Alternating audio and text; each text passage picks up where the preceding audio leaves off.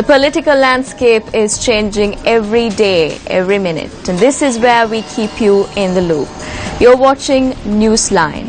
You'll be joining me, Stephanie Lazarus, and of course our senior journalist, Faz Shaukat Ali, and you'll be with us for the next 15 minutes. Is that right, Faraz? Absolutely, and a very good morning to you too, very good Stephanie. Morning to you. What do the papers have? Yes. The President has actually broken his silence, and it's quite evident by looking at most of the reports on the newspapers today. And the Daily Mirror says that I will remain neutral, says the President, and I want to fulfill my pledges in the next 5 years with a clean parliament. Now, for us, the President has refused to endorse the former president, one of the key candidates at the upcoming elections from the same coalition. Can you elaborate on that? Well, I view it that it is a measure of President Sirisena's resolve and commitment to achieve the mandate upon which he entered the highest job in the office in the country, and which is to make a positive change. That was the mandate. He has always maintained that that was his mandate, and that he has said yesterday that no matter who wins, he will support the party that is most likely to help achieve the mandate given to him as the president. And we must bear in mind that President Sirisena is on record as having said that he took a grave risk in entering the fray, so to speak, and in fact had to hide himself in some estate because he feared for the consequences if he had lost. And the President has clearly said that he has other options. He can definitely appoint senior ministers in the event the SLFP wins the upcoming polls. He has hedged his bets, so to speak, by saying that in the event that his party and the coalition that he backs, the UPFA, that if they win, he has a bank of senior members to select the Prime Minister from, and in so doing he has made it very clear and that the former President will not feature on his most favoured list to appoint a Prime Minister.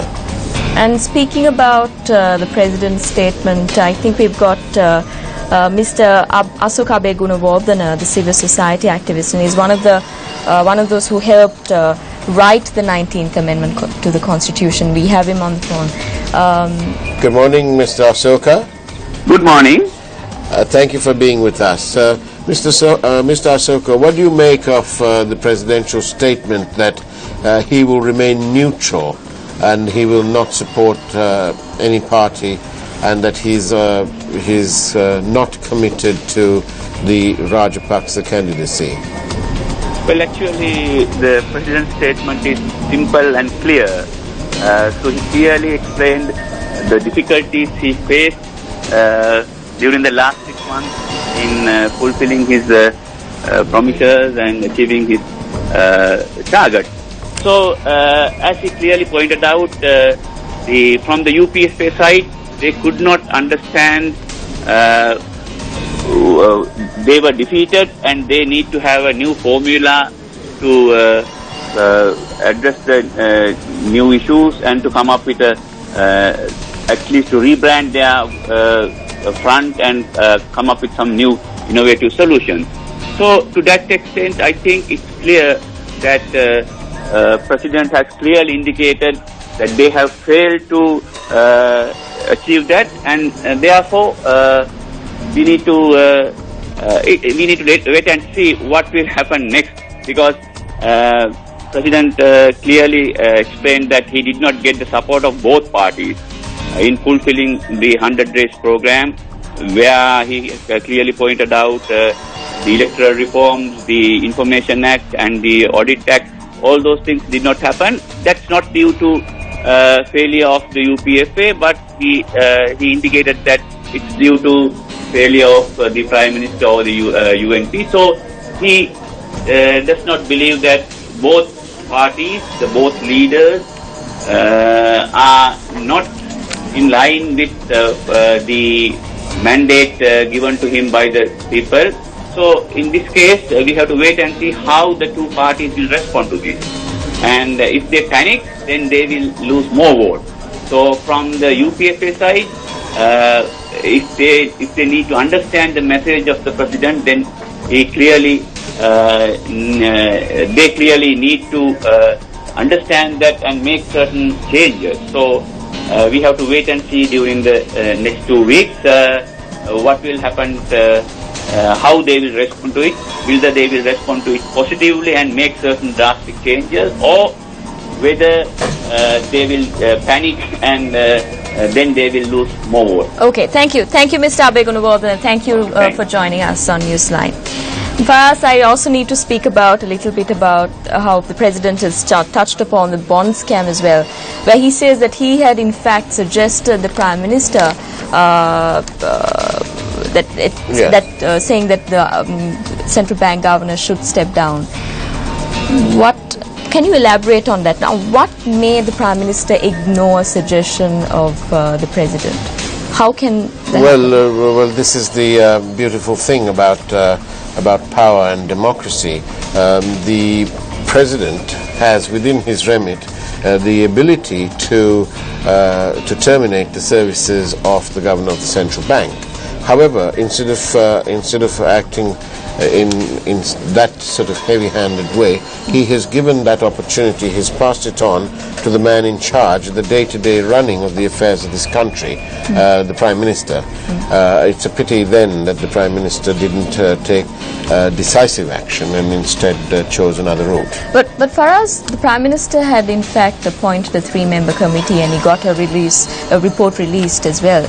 So, which means he made an attempt. With all due respect, that 3-member committee consisted of lawyers that were loyal to his party and to himself, and it was merely a committee to advise him. It has no legal standing, and we have always been very clear we have called for a parliamentary select committee, and it was with some difficulty that it was eventually taken to COPE. And COPE has looked into it, and sadly COPE didn't have time to put the report out. Okay. Many things led to that situation, including the initial delay on the part of the Prime Minister to appoint a committee, to appoint a committee to look into it. And on what basis could the central bank governor be removed? I think that question is best answered by a former central bank governor, Ajit Nivad Cabral. Mr. Cabral, can you hear us? Yes, I can hear you. Very good morning to you, Mr. Cabral. We have a report in the island this morning saying that the President wanted the Prime Minister to call for the Governor's resignation. On what basis can the Governor of the Central Bank be removed? The President, if he is of the view that the Governor has brought the central bank to disrepute or that the economy has not been handled properly, and for a reason of that nature, the Governor can be removed. And that authority he has, and if the Finance Minister were to also have recommended to the President that the Governor should be removed, I think the President would have taken that suggestion very seriously, and so would have been a suggestion from the Prime Minister to remove the central bank governor. And that was very much a possibility that they could have employed. And Mr. Cabral, the President has refused to endorse the former President. Do you feel dejected that the man whom you served under got rejected by the President?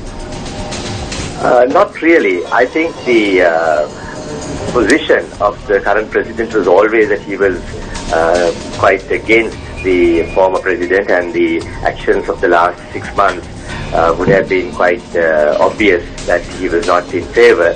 And everything that has happened so far, where the President had been provided with the nomination, was because of the overwhelming support that the former President enjoyed. And the current President, in fact, in his statement, mentioned that almost every single person of the party and all the MPs were of the view that he should be made the candidate as well as the PM candidate. So that shows that if democracy had been allowed to move in the direction that it was moving, that there was no question that Mahinda Rajapaksa would have been the prime ministerial candidate. So in that context, the former president not being too keen is really not an endorsement of democracy or good governance, because it goes directly against all the principles of governance of democracy. But nevertheless, that's something that they'll have to deal with and then go forward now that the positions have been made so clear. Yes, thank you, Mr. Cabral. Thank you for joining us on Newsline. And Faraz, on Daily Mirror, it says, better for Mahinda if he loses, says Ranil. Now, campaigning is in full swing, and that was his first campaign in Kandy, where he says that Prime Minister Ranil Wickremesinghe, who kicked off the election campaign of the United National Front of Good Governance in Kandy last evening, requested the people to have pity on former President Mahinda Rajapaksa and his loyalists and stop them from coming into Parliament. Very negative, as in outlook. I think that is the Prime Minister having a light moment, and he's obviously alluding to President Sirisena's statement a day or so earlier, in which he says that if you steal public funds or misuse them, you will be reborn as a crow or a dog. Yes. Adding to the problems of having too many crows and dogs anyway. But I think that was a little light comment from the Prime Minister, as he's wont to make occasionally. Okay, up next is on Ceylon FT, it says Karuna upset, dumped from UPFA national list. So he will be joining the ranks of the dejected. Indeed, Mr. Karuna must be clearly feeling dejected, and he will now have to focus on his, I suppose, on his security arrangements and so on. And I'm sure that he'll be in discussions with the appropriate authorities to continue with his security arrangements. And on the other hand, the UPFA is quite optimistic that it will win the elections. And here the Daily FT has said that 5 weeks ahead of the general election, the United People's Freedom Alliance yesterday declared that it would storm to victory by clinching 14 districts, while the UNP would only win 4. It is good that each party are confident of their own success. That reflects on the strong and vibrant democracy that our country enjoys. And of course, before our people go to the polls, they ought to be bearing in mind that they must elect, and they must elect people who are responsible and committed to both the people and to the betterment of our country. And I'm sure you have something to say to all our viewers before we wrap up, Faraz. Yes, it's appropriate because it's as you head to the polls, all that is necessary for the triumph of evil is that good men do nothing. So on that note, I think I'll say have a good morning. Thank you very much, Faraz. So that's a wrap of today's edition of Newsline. We'll meet tomorrow, same time, same place. Take care.